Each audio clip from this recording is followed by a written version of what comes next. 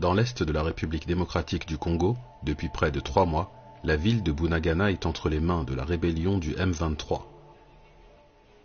Située à la frontière avec l'Ouganda, la ville est un carrefour commercial stratégique dans la région des Grands Lacs. Au fur et à mesure que nous sommes entrés en contact avec l'ennemi, on s'est rendu compte que c'était bel et bien l'armée rwandaise qui appuyait cet ennemi et que la guerre que nous menaient ces groupes armés M23 n'était qu'une guerre par procuration.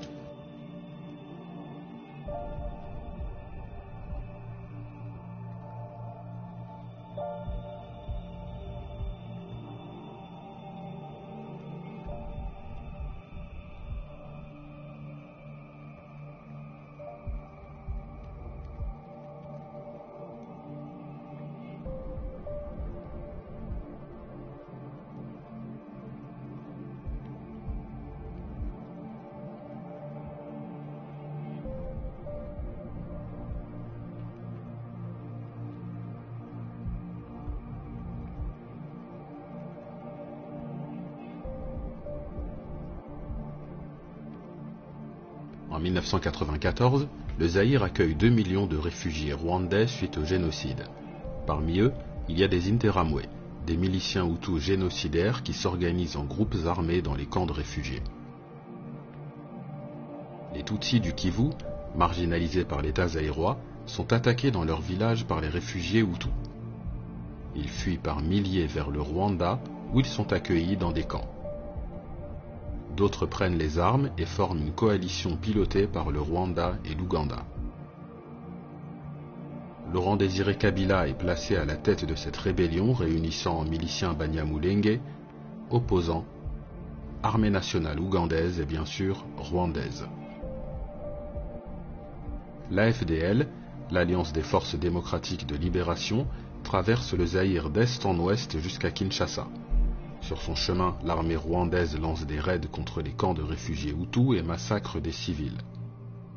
Mobutu fuit le Zaïre pour le Maroc, c'est la naissance de la République démocratique du Congo que Kabila dirige avec ses alliés rwandais jusqu'en juillet 1998, où il ordonne le départ des troupes ougandaises et rwandaises du Congo. Cette décision déclenche des manifestations anti-Tutsi dans certaines villes du pays, et le 2 août 1998 à Goma, les Tutsis du Congo créent un groupe armé soutenu par l'Ouganda et le Rwanda. Cette rébellion, qu'on appellera plus tard le RCD, Rassemblement congolais pour la démocratie, prend part à la deuxième guerre du Congo qui, par le jeu des alliances, impliquera une dizaine d'États africains. Parmi ces États, certains soutiennent d'autres rébellions congolaises, comme l'Ouganda avec le MLC. Le conflit entraîne le déploiement en février 2000 de 6000 casques bleus de la MONUC, la mission des Nations Unies au Congo, qui fournit un appui logistique à l'armée congolaise. Nous sommes dans un tel chaos qu'en juin 2000, les armées rwandaises et ougandaises s'affrontent à Kisangani, causant des centaines de morts congolais non armés.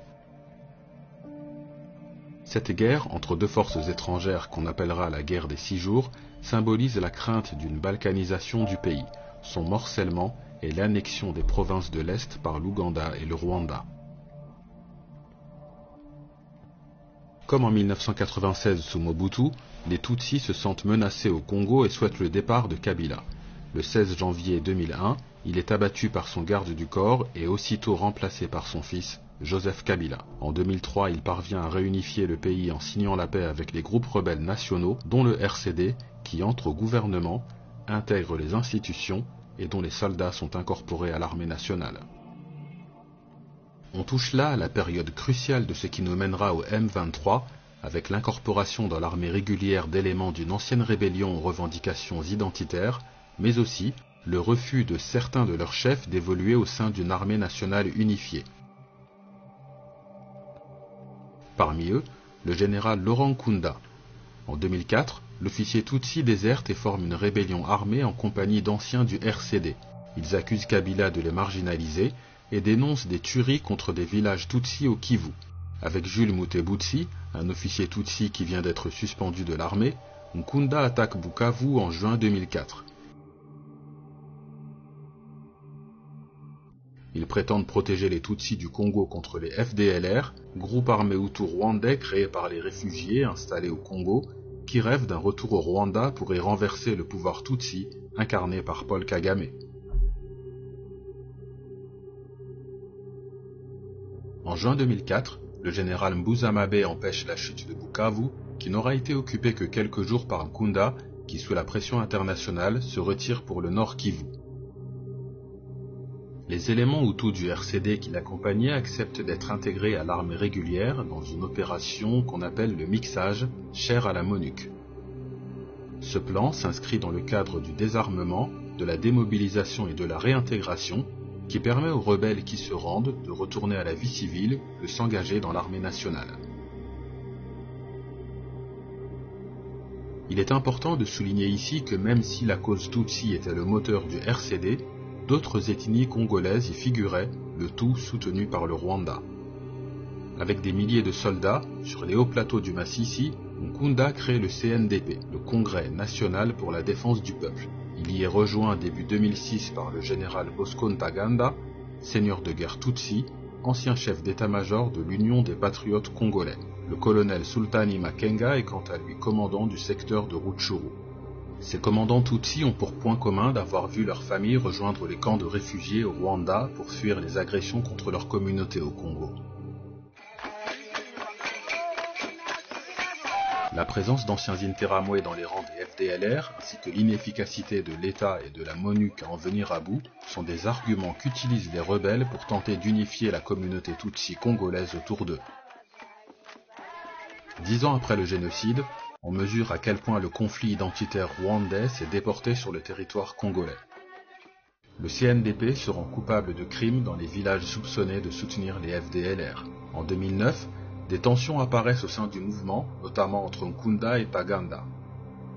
Le fondateur du CNDP est mis en retrait par Ntaganda et il est contraint de fuir vers le Rwanda, où il est arrêté le 22 janvier 2009. Au même moment, le Rwanda et la RDC lancent une opération militaire conjointe, Umoja Wetu, pour traquer les FDLR présents au Nord Kivu.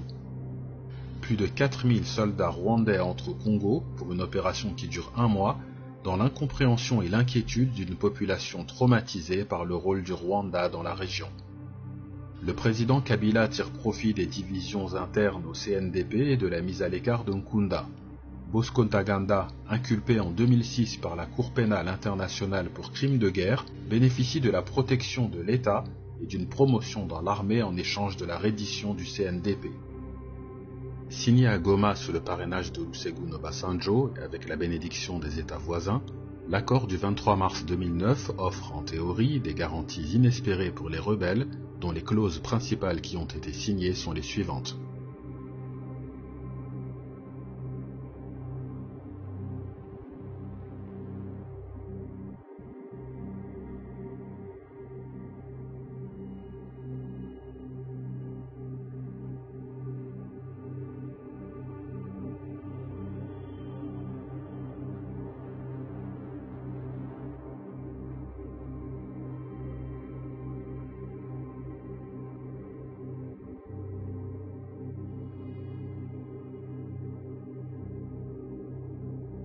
Ces accords signent la consécration de Bosco Ntaganda, qui obtient en tant que général de l'armée régulière l'affectation de ses hommes au nord et sud Kivu, et les anciens du CNDP sont affectés sur des sites miniers stratégiques dont ils prennent le contrôle.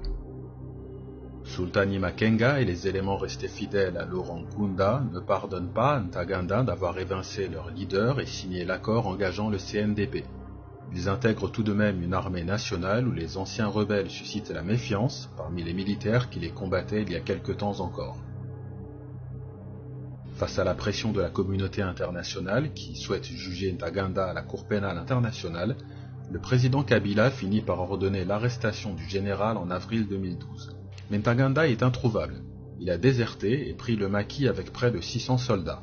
Son rival, Sultani Makenga, se mutine également dans le Nord Kivu, avec des centaines d'hommes. L'appel à la rébellion est entendu jusque dans le sud Kivu, où des officiers se mutinent. Parmi eux, Bernard Biamungu, commandant